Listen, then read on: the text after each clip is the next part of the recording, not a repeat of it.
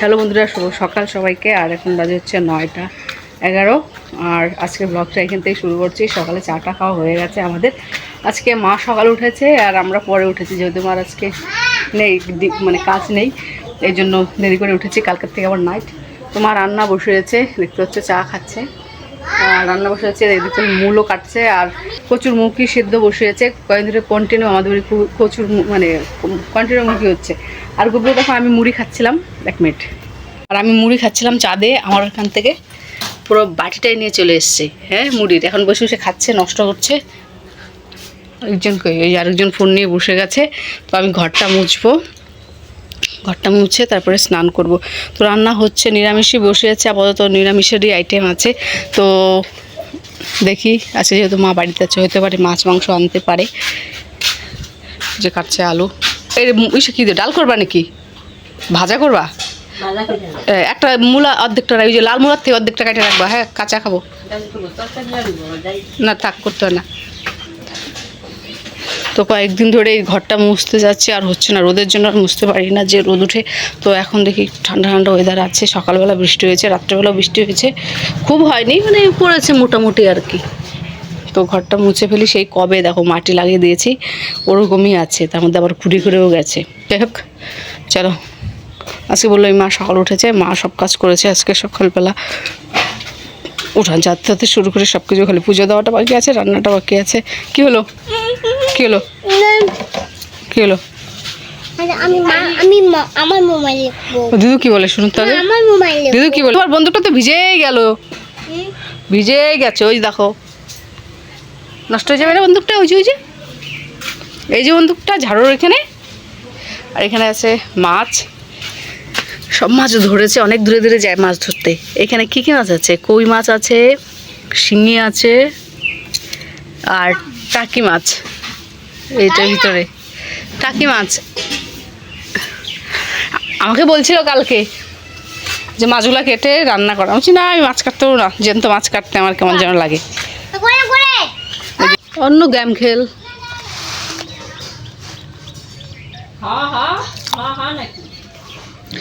পিছনের ধারটা মুছে আসি, তারপরে ঘর মুছবো।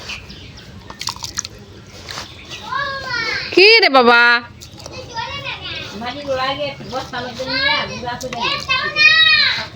আরে পিড়াতে গোবর দিলেই সে ভেঙে পড়ে যায়, ঘরে দিবনি। কি কি রে বাবা?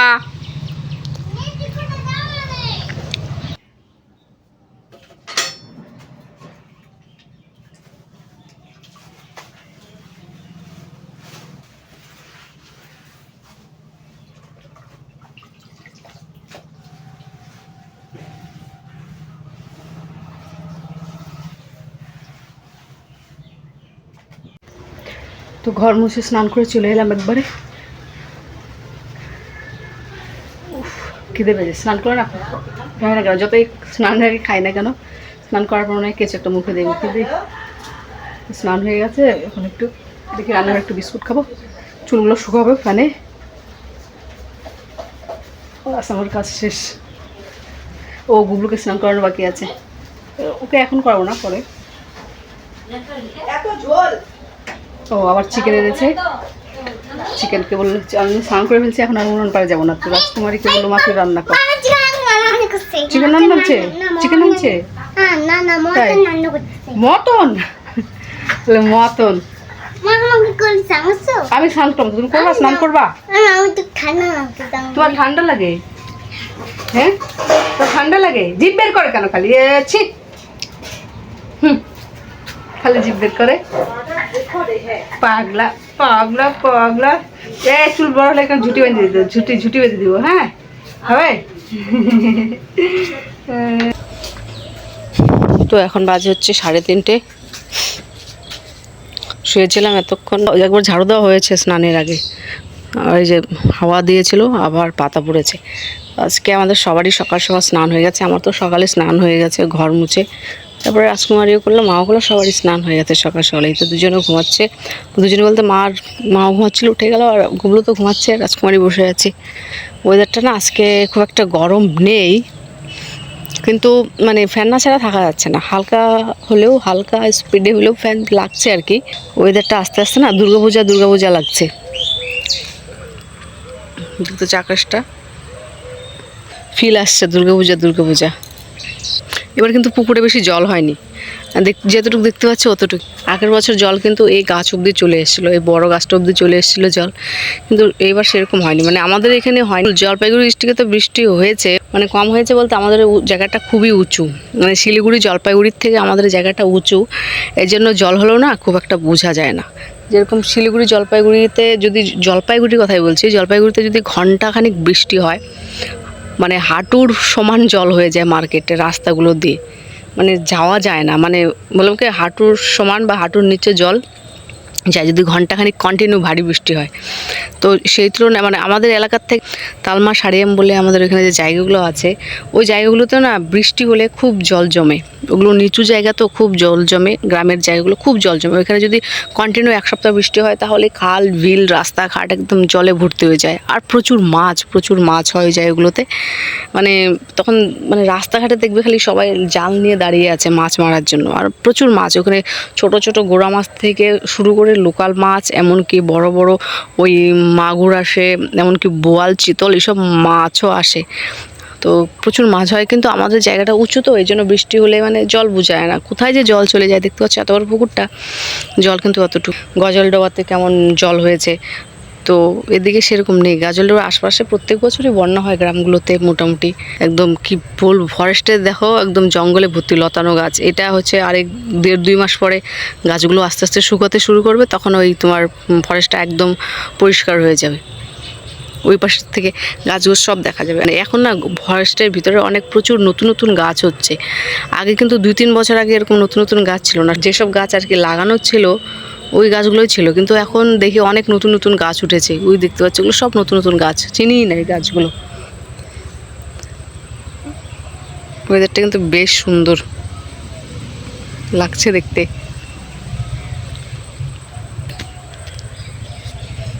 আর কয়েকদিন ধরে না খুব ব্যাঙের উৎপাত বেড়েছে।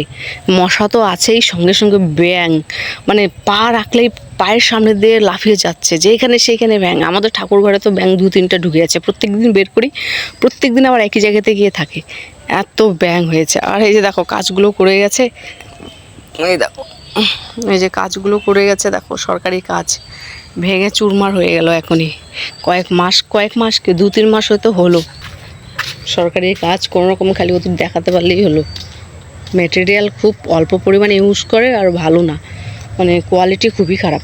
কাপড় সেলাই করছে দেখতে পাচ্ছ। আর এই গাছে না আবার ছ্যাঙা হয়েছে, ফুল গাছে প্রচুর ছ্যাঙা হয়েছে, ছোট ছোট, বড় বড় না কিন্তু ছোট ছোট। এই দেখতে পাচ্ছ পড়ে আছে, এগুলো সব ছ্যাঙার। এই দেখতে পাচ্ছ এই যে এগুলো দেখো সব ছ্যাঙার গু, এগুলো পায়খানা। এই গাছেও হয়ে গেছে, এই গাছেও হয়েছে। দেখো সেদিন মা পড়ে গেছিলো, আজকে আমি পড়ে গেছি পরপার থেকে জল আনতে গিয়ে।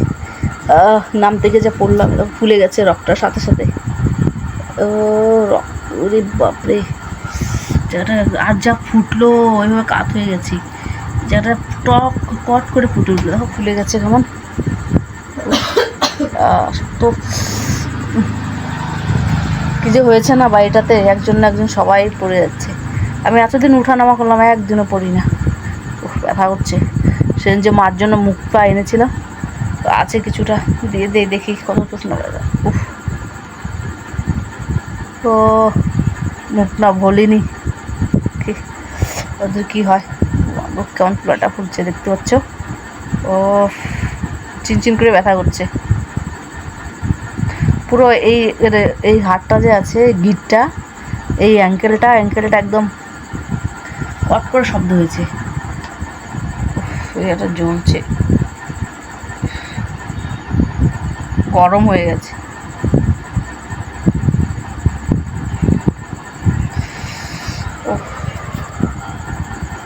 এবার এই বোড়ালে তো চাপ পড়েছে।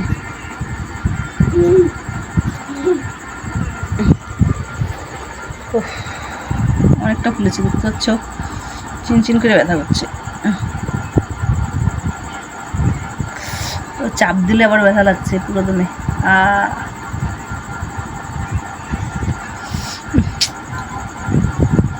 আরে জল খাবো, রান্নাঘরে গেছি দেখি খাওয়ার জল নেই, তো বালতি নিয়ে গেছি জল আনতে।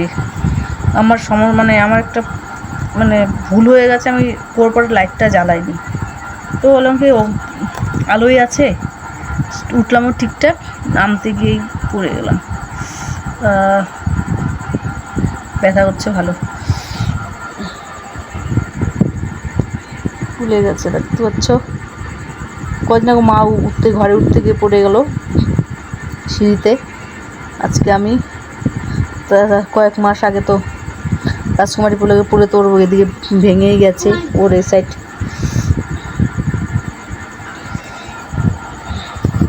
ব্যথা হচ্ছে গো চিনচিন করে।